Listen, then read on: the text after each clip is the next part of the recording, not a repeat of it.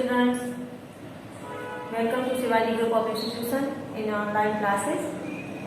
बच्चों, आज हम हिंदी में पाठ 16 पर उपसर्ग और प्रत्यय के विषय में चर्चा करेंगे।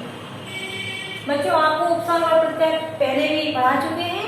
ये उपसर्ग और प्रत्यय का रिवीजन है, आप लोग पढ़ चुके हैं और अच्छे से देखिएगा इस बार, तो आपको पूरा प्रत्यय और उपसर्ग लेसन जो है वो अच्छे से समझ में आ जाएगा और आपका अच्छे से रिवीजन हो जाएगा। तो बच्चे चलते हैं उपसर्ग और प्रत्यय। पहले बच्चों बात करते हैं, हिंदी भाषा में शब्दों को दो वर्गों में बांटा गया है। हिंदी भाषा में शब्दों को दो वर्गों में बांटा गया है। एक होते हैं मूल शब्द और दूसरे होते हैं निर्मित या व्युत्पन्न शब्द। मूल शब्द क्या होते हैं? मूल शब्द होते हैं रूढ़, जैसे कि रूढ़ शब्द कहे जाते हैं, जैसे नदी है, पत्र है। ये क्या होते हैं? निश्चित अर्थ वाले शब्द होते हैं। जो मूल शब्द होते हैं बच्चों, वो क्या होते हैं? रूढ़ शब्द होते हैं। इनमें अर्थ निहित, निश्चित अर्थ निहित होता है। जैसे नदी है, पत्र है, तो ये क्या है? इनका निश्चित एक अर्थ है, नदी, पत्र। और जो व्युत्पन्न या निर्मित शब्द हैं, उनमें क्या होता है बच्चों? वो आमतौर पर उपसर्ग और प्रत्यय से बनते हैं। उपसर्ग और प्रत्यय को हम आगे जब जोड़ देते हैं, उपसर्ग और प्रत्यय को जोड़ देते हैं, तो वो नए शब्द बन जाते हैं। इनको हम कहते हैं निर्मित या व्युत्पन्न शब्द। बच्चों समझ में आया? शब्द दो प्रकार के होते हैं, एक मूल शब्द और दूसरा निर्मित शब्द। तो मूल शब्द रूढ़ होते हैं, जिनका निश्चित अर्थ निहित होता है, जिनका निश्चित अर्थ होता है।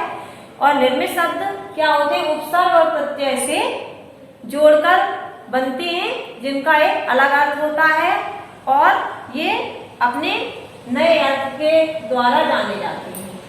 बात करते हैं बच्चों उपसर्ग। उपसर्ग क्या है? उपसर्ग बच्चों वे शब्दांश होते हैं जो शब्द के आगे जुड़कर, शब्द के आगे लगकर या आगे जुड़कर उन मूल शब्दों में अर्थ परिवर्तित कर देते हैं। मूल शब्दों का अर्थ परिवर्तित कर देते हैं, बदल देते हैं। उनको हम उपसर्ग कहते हैं। उपसर्ग कैसे हैं? ऐसे शब्दांश जो मूल शब्द में पूर्व जुड़कर या पहले जुड़कर उनके अर्थ में परिवर्तन कर देते हैं, उनके अर्थ में परिवर्तन ला देते हैं, उन्हें हम उपसर्ग कहते हैं। हिंदी में 4 प्रकार के उपसर्ग प्रयोग किए जाते हैं। हिंदी में 4 प्रकार के उपसर्ग, हिंदी में 4 प्रकार के उपसर्ग प्रयुक्त होते हैं।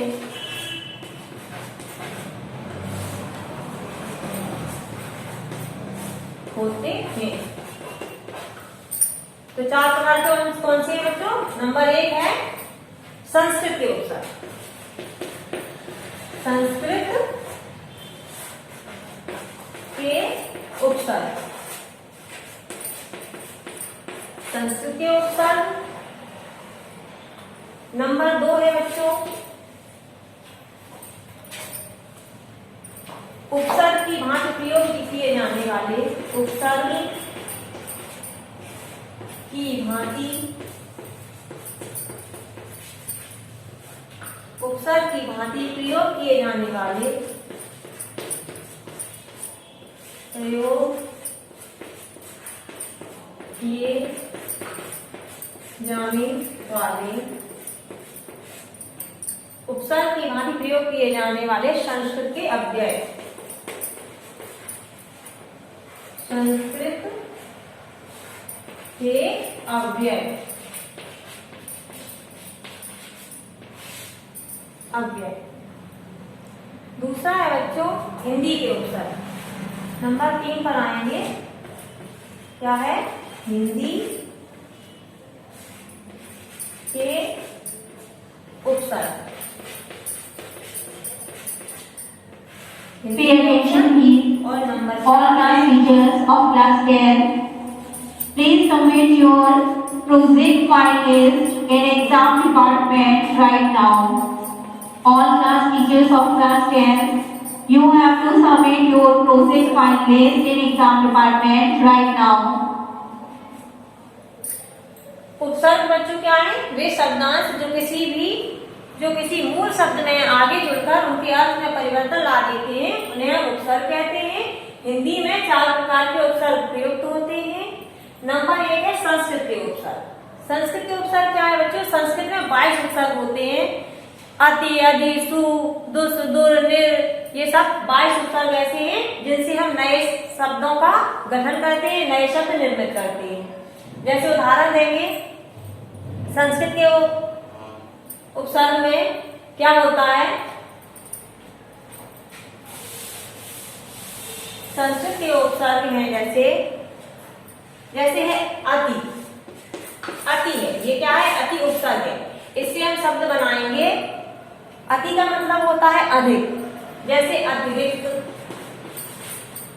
अतिरिक्त, ठीक है बच्चों? अतिरिक्त और अत्यधिक, अत्यधिक। अब ये अतिरिक्त जैसे रिक्त शब्द है, इसमें अति उपसर्ग जुड़ गया तो ये एक शब्द बन गया अतिरिक्त। अत्यधिक, अधिक शब्द है, इसमें अति उपसर्ग जुड़ गया तो ये बन गया अत्यधिक। इस तरह से बच्चों जैसे अनु है उपसर्ग, संस्कृत के बहुत सारे 22 उपसर्ग होते हैं, इनमें हम 2-4 उदाहरण देकर आपको समझा रहे हैं। जैसे अनु है, अनु मीन्स होता है समान या पीछे, तो ऐसे क्या बनता है? जैसे अनुकूल, अनुकूल, अनुकूल शब्द बन जाएगा अनु उपसर्ग लगने से। और जैसे बन जाएगा अनुसरण, अनुसरण। इस तरह से बच्चों इनमें हम देखते हैं अनु उपसर्ग कैसे लगा, अनुकूल और अनुसरण। तो ये संस्कृत के 22 उपसर्ग हैं। उपसर्ग का अर्थ ही होता है कि किसी मूल शब्द में आगे जुड़कर उनका अर्थ बदल देते हैं, उन्हें हम उपसर्ग कहते हैं। ये हुए संस्कृत के उपसर्ग की बात। अब बच्चों आगे देखते हैं नंबर 2 पर, उपसर्ग की भांति प्रयोग किए जाने वाले संस्कृत के अव्यय। अव्यय क्या होते हैं? जैसे आ है, आ मीन्स होता है अभाव, अभावना का अर्थ प्रकट करते हैं आ जो लग जाते हैं शब्द। जैसे अभाव, अभाव, अहिंसा, अहिंसा इत्यादि बहुत से शब्द बन जाते हैं। अहिंसा, अभाव, अधर्म, अज्ञान। तो ये क्या है? इसमें अभाव में आ उपसर्ग लग गया, अहिंसा में आ उपसर्ग लग गया और एक नया शब्द बन गया अहिंसा, अभाव, अधर्म, अज्ञान। इस तरह के शब्द बनते हैं। जैसे सह, ये क्या है? अव्यय शब्द है, सह। तो सह से क्या बन सकते हैं शब्द बच्चों? जैसे सहयोग। तो ये क्या है? योग शब्द है, लेकिन इसके आगे क्या जुड़ गया? उपसर्ग सह लग गया तो ये क्या बन गया? सहयोग। सहचर, जैसे बन जाएगा शब्द सहचर, सहचर। अब बच्चों ये संस्कृत के उपसर्ग की बात होगी। उपसर्ग के भांति प्रयोग किए जाने वाले संस्कृत के अव्यय हो गए। अब बात करते हैं हिंदी के उपसर्ग। हिंदी में भी उपसर्ग होते हैं जिनका हम उदाहरण देकर आपको बता रहे हैं कि इनसे कैसे नए शब्द निर्मित हो जाते हैं। जैसे सा है, बेटा सा हिंदी का उपसर्ग है, ऐसे क्या बन जाएगा? जैसे सा है तो सपूत, ऐसे बन जाएगा सपूत, ठीक। फिर जैसे सा के बाद सु उपसर्ग है, सु उपसर्ग से क्या बन जाएगा? सुगम, सुगम। ये क्या हो रहा है? जब हमारे उपसर्ग आगे जुड़ रहे हैं तो एक नए शब्द का निर्माण कर रहे हैं, इन्हीं को हम उपसर्ग कहते हैं। स जैसे बन गया सपूत, सुगम। और लेते हैं जैसे बच्चों, जैसे कोई उपसर्ग है कु, कु उपसर्ग है तो कु का मतलब क्या होता है? बुरा, बुरा या बुराई के अर्थ में इस कु को लेते हैं। जैसे क्या हो जाएगा? कुपात्र, कुपात्र। जैसे कुपुत्र। तो इसमें क्या है, जो मूल शब्द ये पात्र है या पुत्र है, इसमें हमने क्या लगा दिया, कु लगा दिया, कु उपसर्ग लगा दिया, तो इसका क्या हो गया, अर्थ ही परिवर्तित हो गया, कुपात्र कुपुत्र, इस तरह के शब्द बन जाते हैं। आगे बच्चों, संस्कृत में, हिंदी में कई उपसर्ग होते हैं, अन है, उन है, कु है, दु, अध, भर, चौ। जैसे चौ है तो चौ से कैसे शब्द बनेंगे बेटा, चौ से कैसे शब्द बनाएंगे, जैसे चौराहा, चौराहा, इस तरह से इसमें क्या लग गया, चौ उपसर्ग लग गया आगे। और चौगुना, चौगुना, चौगुना। तो ये क्या है, उपसर्ग किसी भी शब्द के आगे लगकर उनके अर्थ में परिवर्तन कर देते हैं, अर्थ को बदल देते हैं, उनको हम उपसर्ग कहते हैं। अब बच्चों बात करते हैं उर्दू के उपसर्ग। उर्दू के उपसर्ग की बात करेंगे बच्चों, तो हिंदी भाषा में कई उर्दू के उपसर्ग के सहित शब्दों का भी हम प्रयोग करते हैं। उर्दू के उपसर्ग में क्या आता है, जैसे है बा, बा का अर्थ होता है के साथ। बा का हम जो उर्दू में अर्थ लेते हैं वो होता है के साथ, जैसे बगैर, जैसे बखूबी, बखूबी। तो ये क्या है, उर्दू शब्द है, इसमें क्या लगा है, बा उपसर्ग लगा है, बखूबी, बदौलत, बदौलत। तो ये उर्दू के उपसर्ग हैं। जैसे बद, जैसे है बद उपसर्ग है, उर्दू का एक बद उपसर्ग है, जिससे क्या शब्द बन जाते हैं, बदमाश, बदमाश बन जाएगा शब्द, बद से और क्या बन जाएगा, बदनाम बन जाएगा, बदनाम। इस तरह से बच्चों उपसर्ग और उपसर्ग के भेदों के हमने उदाहरण देखे, इनसे समझ में आया होगा कि उपसर्ग से हम नए शब्द कैसे निर्मित कर लेते हैं। एक नजर में देखते हैं बच्चों उपसर्ग। उपसर्ग क्या है, वे शब्दांश होते हैं जो किसी भी मूल शब्द में आगे जुड़कर उनके अर्थ में परिवर्तन ला देते हैं, उनके अर्थ को बदल देते हैं, उनके अर्थ में विशेषता ला देते हैं, उन्हें हम उपसर्ग कहते हैं। उपसर्ग 4 प्रकार के होते हैं। एक होता है संस्कृत के उपसर्ग। संस्कृत में 22 उपसर्गों का प्रयोग किया जाता है। सु, दुस, दुर, निर, निस, इस तरह से होते हैं, जिनसे हम नए नए शब्द निर्माण करते हैं। जैसे दुष्प्रचार, दुस्साहस, निर से निर्भय, निर्मोह, इस तरह से शब्द संस्कृत वाले बनते हैं।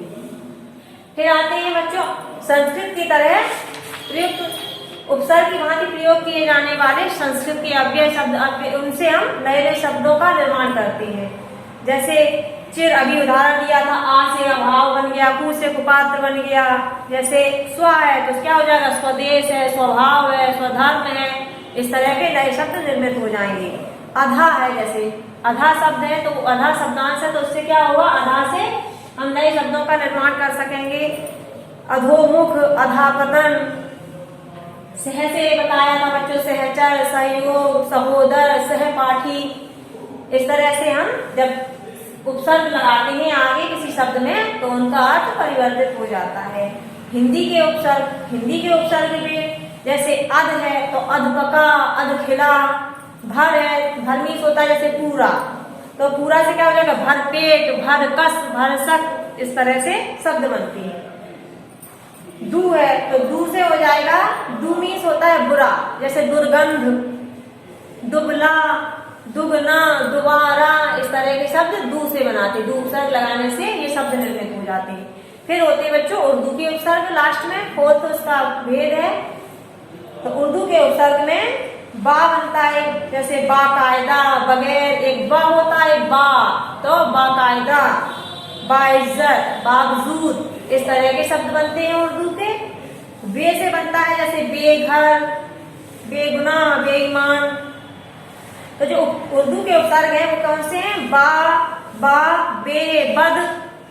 बा से बना जैसे बगैर, बा से बना जैसे बाइज्जत, बे से बना जैसे बेघर, बेअदब, और बद से बना जैसे बदमाश, बदतमीज। खुश होता है जैसे खुश है तो खुशबू, खुशहाल, इस तरह के शब्द बन जाते हैं।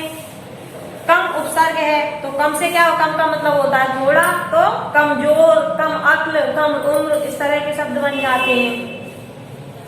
उर्दू के उपसर्ग हैं जैसे हमसे क्या बनता है, हमदर्द, हम सफर, हम शक्ल, इस तरह के शब्द बनते हैं।